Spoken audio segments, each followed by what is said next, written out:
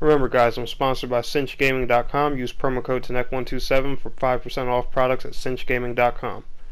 Enjoy the video, guys. Will Smith, bitch, I ain't feeling legendary. This young boy is a problem, you should call it in. Yeah, he's kicking down the doors, Jim Morrison. Gamers and gamettes, what is going on? My name is TENEC127 and welcome back to another Neverwinter PlayStation 4 video. Today we're going to be doing a little bit of a different type of video, and it's kind of a personal video in a way, but mostly, it's revolving around Neverwinter and stuff like that. It's 100% to do with the game, but it also, lets you get in touch with me a little bit personality-wise and stuff as well. And today's video is going to be based on, my experience as a guild leader and, tips I can give, to other people trying to run guilds and stuff like that. So, the first thing I want to discuss in this video is, that there is a good possibility, I'm not 100% sure yet, that I will be stepping down from, running the Knights of Osiris. Simply because, being a guild leader overall hasn't really been too much of a pleasant experience for me. I have it started as as a hype thing, and then it got to the point where nearly I lost probably 90% of my most trusted members, and things have just went really downhill, and now I basically have a guild filled with inactive people. I even cleared out half of those people, and I still feel like I've barely phased the inactives. So I'm probably gonna either put someone else in charge of it that has a better idea of what they're doing and how to run a guild, or possibly disband the guild altogether. I'm sorry if that's a disappointment to anybody or anything, but I'm personally, just not fit to keep up with it, and that's not meant to, be a negative, like down talk to to myself or anything. I'm just being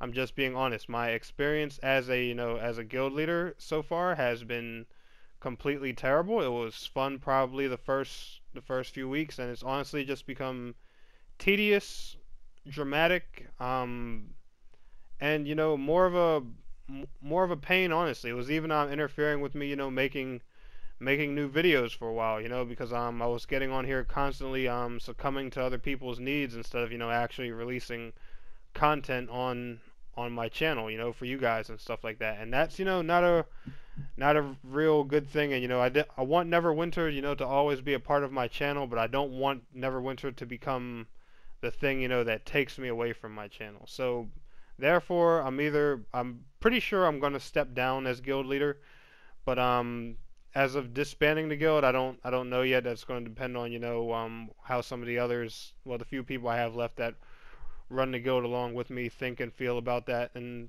stuff like that. So I'm sorry, if that's any disappointing news to anybody and that kind of thing. But anyway, let's get into the video, guys. So one of the first mistakes I made as a guild leader was just forgive me, I'm just going to run around aimlessly probably for a little bit until I go to the points where I actually need to show you something in game.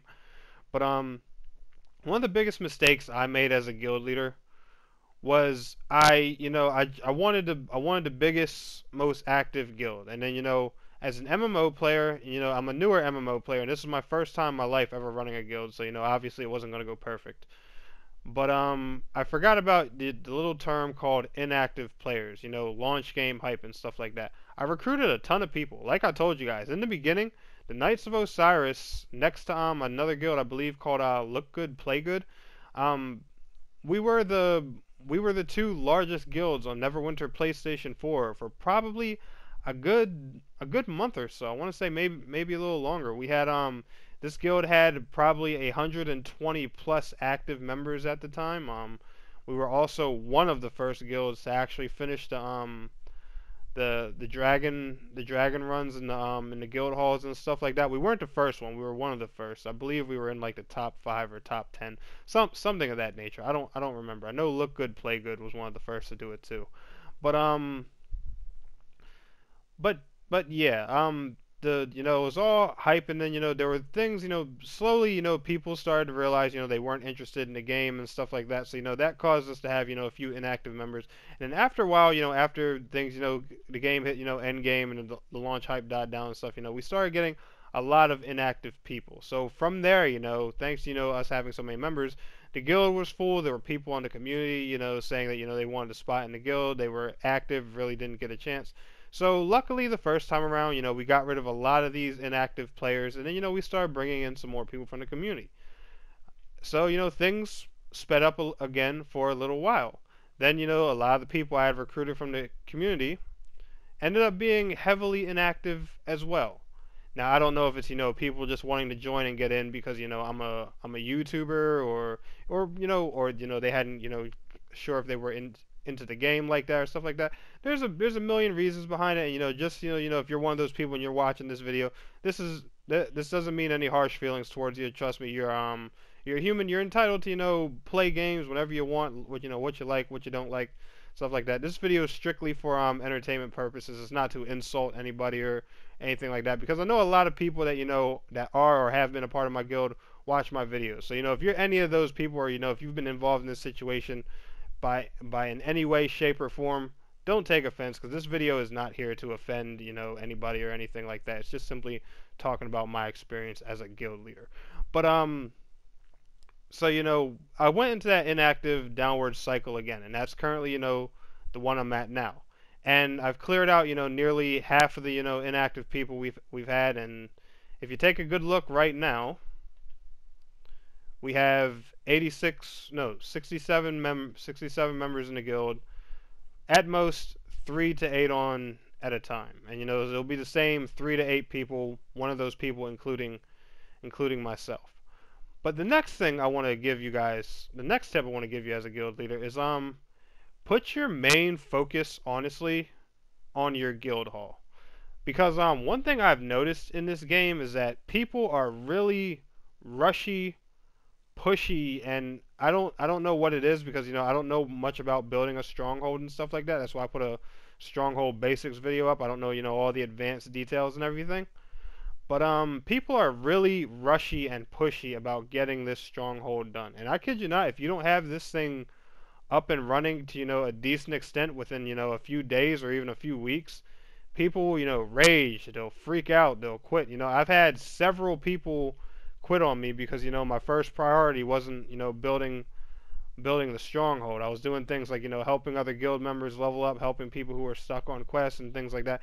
Things I'm used to doing from other MMOs. But I didn't realize how big of a priority getting the stronghold built up and everything was, how important that was. I know you can get certain materials to like farm and stuff out of here. You can get gear and stuff out of your stronghold. I know it becomes like a big like mall market kind of area when you're done with it. As you guys can see, we've done a little bit with ours. Special thanks, a few of the guild members that finally schooled me a bit on this stuff. Helped me out and showed me how this whole thing works and all that stuff.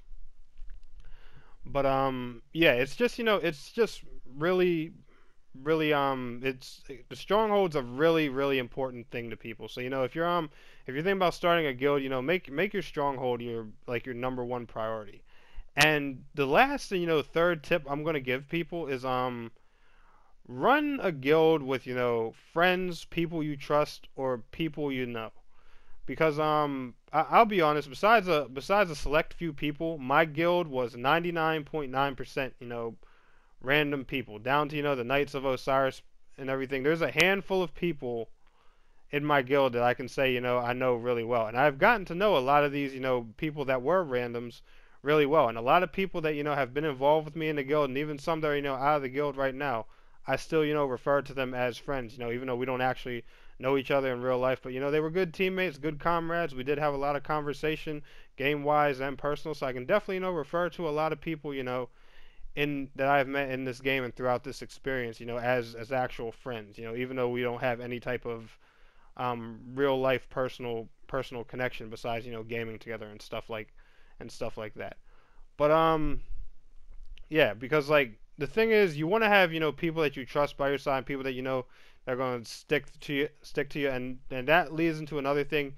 If it's people those people will be active, or when they'll be inactive, because you guys know each other on a personal level. You know about each other's lives. If that person gets called into work and and they can't help out with dragon runs for a day or something like that, you'll know, because chances are they're gonna call you and and tell you, you know, or whatever, you know, you can hit them up, text them, or whatever. You don't have that same advantage, you know, with people that you don't know. I'm not saying, you know, randoms are a bad thing, but you know, everyone on the game is random. You don't personally know every person that you're going to meet. You don't know if they love the game, dislike it, how often they play, how often they don't play, and stuff like that. So start running it and leave leadership up to, you know, people that you know, random people, you know, develop relationships with them over time, and you know, and build their ranks, you know, accordingly, you know, to how they play, how long, you know, they how much they contribute and stuff like that, because there's a lot of things in this game that people take to a really serious extent that I personally